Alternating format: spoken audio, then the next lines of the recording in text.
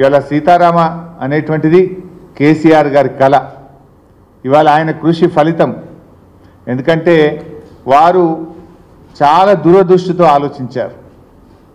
ఖమ్మం జిల్లాలో అప్పుడు వాళ్ళు ఆలోచించిన రాజీవ్ సాగర్, ఇందిరా సాగర్లో కూడా కొన్ని మండలాలు వదిలిపెట్టినారు, కొన్ని నియోజకవర్గాలు వదిలిపెట్టినారు.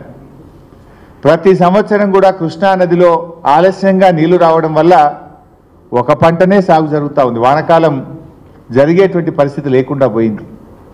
ఆ జిల్లా గోదావరి నదిని ఒడిసి పట్టుకొని అత్యంత ఎక్కువ పరివాహక ప్రాంతం ఉన్నటువంటి జిల్లా ఖమ్మం జిల్లా.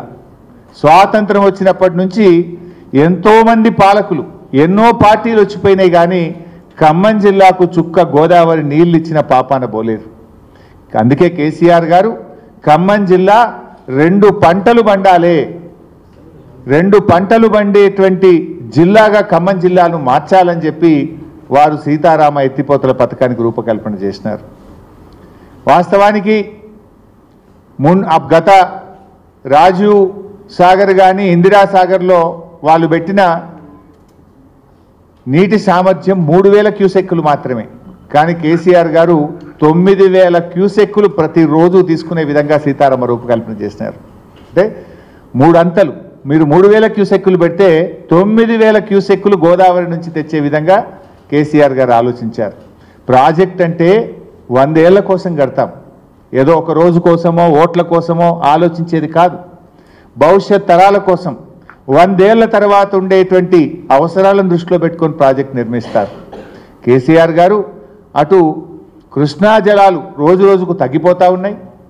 కృష్ణాలో నీళ్లు రాకపోయినా గోదావరి నీళ్లతో సాగర్ ఆయకట్టును కూడా సప్లిమెంట్ చేయాలని ఆలోచన చేశారు.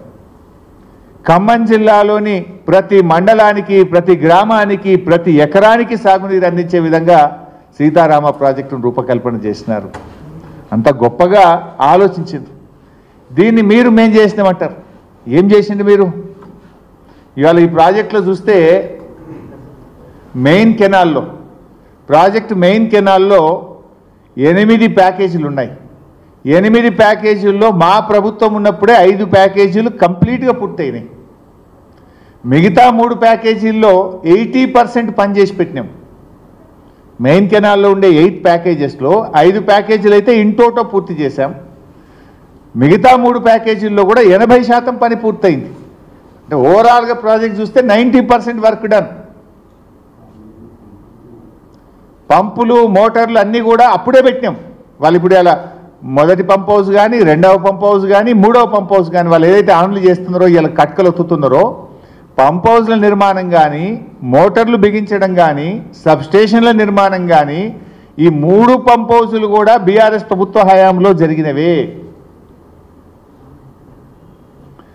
ఇది ఖమ్మం జిల్లా ప్రజలకు తెలుసు, యావత్ తెలంగాణ ప్రజలకు కూడా తెలుసు.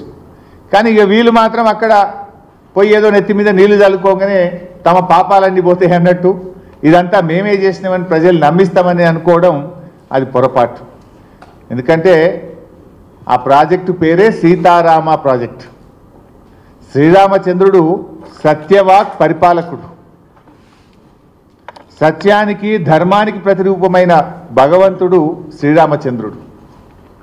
ఆయన పేరు మీద కట్టిన ప్రాజెక్టుపై అసత్య ప్రచారాలు చేస్తే మిమ్మల్ని ఆ భగవంతుడు కూడా క్షమించడు. మీరేదైనా నిజంగా నిర్మాణం చేసి మీ హయాంలో పూర్తి చేస్తే ఆ విజయాలు మీరు చెప్పుకోండి, మాకేం అభ్యంతరం లేదు. ఇతరుల ఘనతను తమ ఘనతగా చెప్పుకునే దారిద్ర్యం నుంచి బయటకు రావాలని నేను కాంగ్రెస్ పార్టీ నాయకులకు హితవు పలుకుతా ఉన్నా. ఈరోజు ఈ ప్రాజెక్టు గురించి నిన్న కూడా మంత్రి గారు ఉత్తమ్ కుమార్ రెడ్డి గారు అంటే అన్ని అబద్ధాలే చెప్పడం, దుష్ప్రచారం చేయడమే. కాళేశ్వరం మునిగిపోయింది అన్నారు, 1,00,000 కోట్లు మునిగిపోయినాయి అన్నారు. ఇప్పుడు నీళ్ళు వస్తలేవా?